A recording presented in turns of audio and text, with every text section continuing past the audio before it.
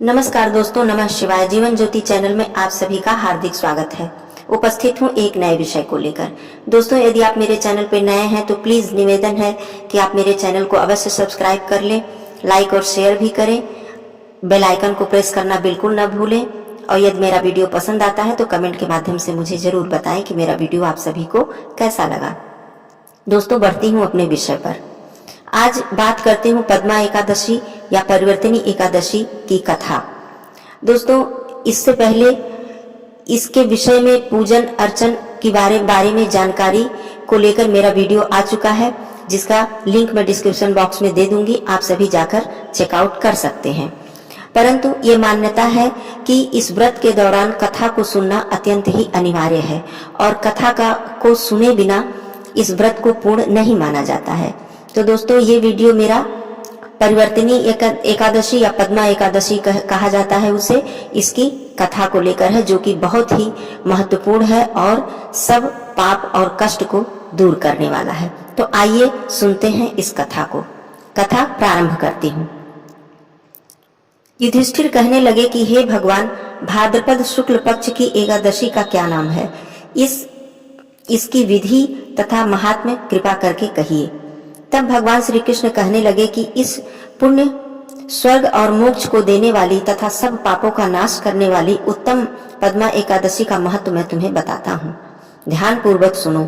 यह पद्मा एकादशी या परिवर्तनी एकादशी जयंती एकादशी भी कहलाती है।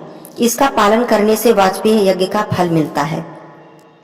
पापियों के पाप को नष्ट करने के लिए इससे बढ़कर कोई उपाय नहीं है।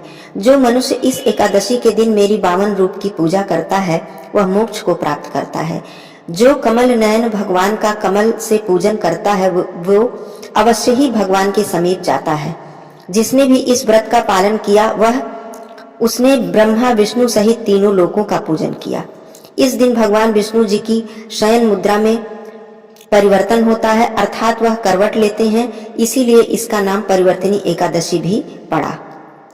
भगवान के वचन सुनकर युधिष्ठिर बोले कि भगवान, आप मुझे कृपा करके बताएं कि आप किस प्रकार शयन करते हैं और करवट लेते हैं और किस तरह राजा बलि को बांधा और वामन रूप में क्या क्या लीलाएं की। आपके शयन करने पर मनुष्य के क्या कर्तव्य हैं, कृपा करके मुझे बताइए। श्री कृष्ण कहने लगे, हे राजन, आप सब पापों को नष्ट करने वाली कथा का श्रवण करें। त्रेता युग में बलि नामक राजा था। वह मेरा परम भक्त था और विविध प्रकार से मेरा पूजन अर्चन किया करता था। परंतु इंद्र से द्वेष के कारण उसने इंद्रलोक तथा सभी देवताओं को जीत लिया था। तब मैंने वामन रूप धारण करके उससे 3 पग भूमि की याचना की। मैंने याचना करते हुए कहा कि हे राजन, यह 3 पग भूमि मेरे लिए 3 लोकों के समान है। मुझे यह 3 पग भूमि दे दो। राजा बलि ने इसे तुच्छ याचना समझकर 3 पग भूमि का संकल्प मुझे दे दिया। तब मैंने त्रिविक्रम रूप को बढ़ाकर भूलोक में पद, पाताल लोक में जंघा, स्वर्गलोक में कमर, महलोक में पेट, जनलोक में हृदय, यमलोक में कंठ, सत्यलोक में मुख और उसके ऊपर मस्तक अपना स्थापित किया। सूर्य, चंद्रमा आदि सब ग्रह, योग, नक्षत्र, इंद्र आदि देवता ने प्रार्थना की। तब मैंने बलि का हाथ पकड़कर कहा कि हे राजन, एक पग से पृथ्वी, दूसरे पग से स्वर्गलोक पूर्ण हो गए हैं। अब मैं तीसरा पग अपना कहाँ रखूं?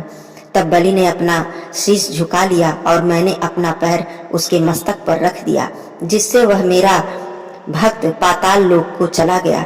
फिर उसकी विनती और नम्रता को देखकर मैंने कहा कि मैं सदैव ही तुम्हारे निकट रहूंगा। भाद्रपद मास की शुक्ल एकादशी को बलि के आश्रम पर मेरी मूर्ति स्थापित हुई और मेरी दूसरी मूर्ति क्षीर सागर में शेषनाग के पीठ पर स्थापित हुई। इस एकादशी को भगवान शयन करते हुए करवट लेते हैं।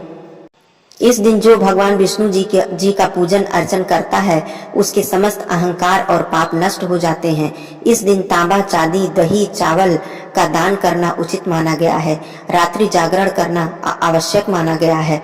जो विधि पूर्वक इस व्रत को करता है अथवा श्री हरि विष्णु भगवान जी की पूजा अर्चना करता है वह स्वर्ग में जाकर चंद्रमा के समान प्रकाशित होता है और यश पाता है। इस कथा को पढ़ने और सुनने से अश्वमेध यज्ञ का फल प्राप्त होता है। दोस्तों, यह थी कथा पद्मा एकादशी परिवर्तनी एकादशी की कथा, जो कि बहुत ही महत्वपूर्ण और शुभ फल को देने वाली बताई गई है। आशा करती हूँ आप सभी इस कथा को सुनकर पुण्य की फल की प्राप्ति किए होंगे। तो दोस्तों, मेरा वीडियो आप सभी को कैसा लगा आप कमेंट में मुझे जरूर बताइएगा। फिर मिलती हूँ नई जानकारी के साथ, नए वीडियो के साथ। तब तक के लिए धन्यवाद दोस्तों। नमः शिवाय।